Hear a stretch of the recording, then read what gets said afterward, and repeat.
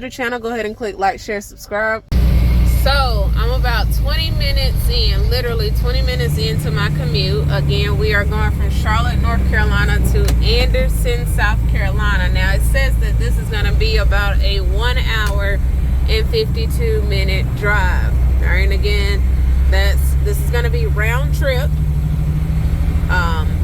Charlotte, North Carolina to Anderson, South Carolina. And this particular highway that I'm on is called Highway 85, or what I call the Devil's Highway, because I am thoroughly convinced this highway is ran by the devil. This is the highway that I'm always referring to, or at least in my last video, as far as always being congested. This is also the highway that has been worked on longer than I've been born.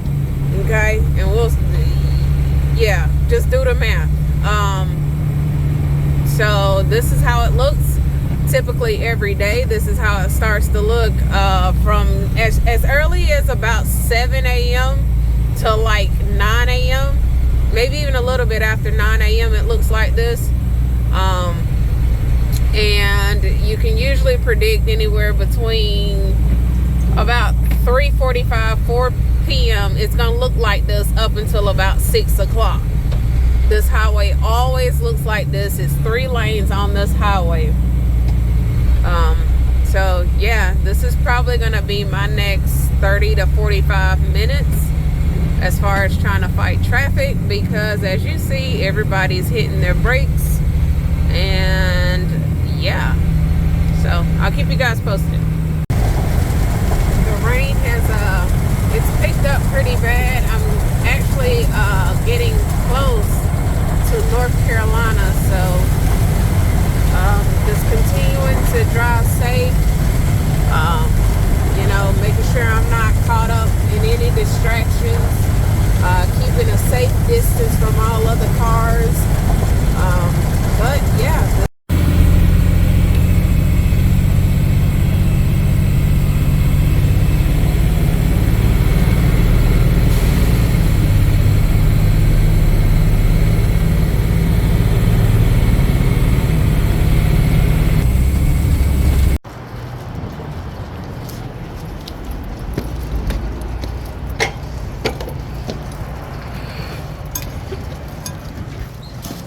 So when you run an airport loads, it's the same, I can imagine, across like every little warehouse. You've got to come in, you got to sign into like a little kiosk. In Atlanta, they actually have an area where you've got to drive an extra mile or so down, get a number, wait until your number is called, or get like some little text message to your phone. For North Carolina, Charlotte's airport is a little bit different. You got to actually sign into a kiosk.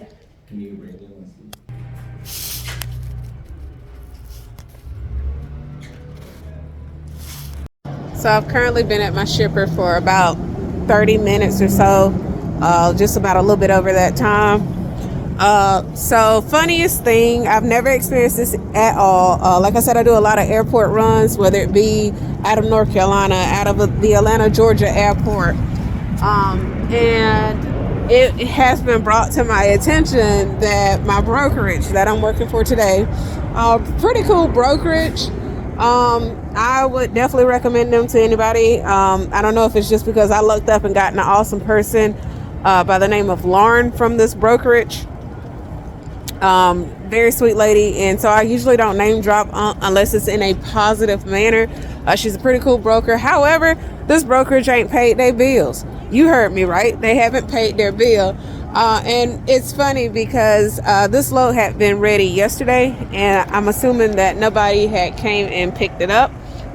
So obviously it was given to me. I accepted this load, and they've got a storage bill. And who knew storage was as hefty as it is for an airport? But this is American Airlines.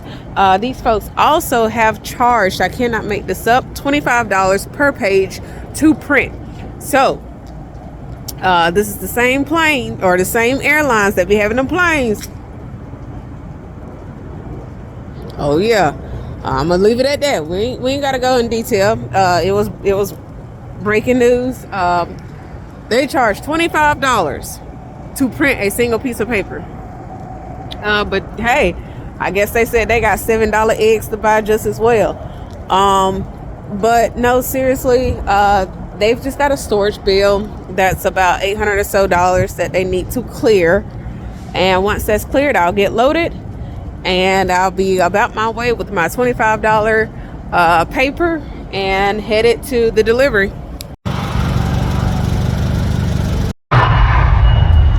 Time right now is about 9:30. Again, I got into the shipper at 6:30, so I was there for approximately at least 2 hours and about 50 minutes.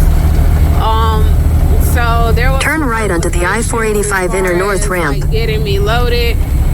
The male is the young male. He did the very best he could, but some of my freight started tumbling off the back of the truck. In a quarter mile, merge onto I-485 Inner. I think he's tired. We're all tired.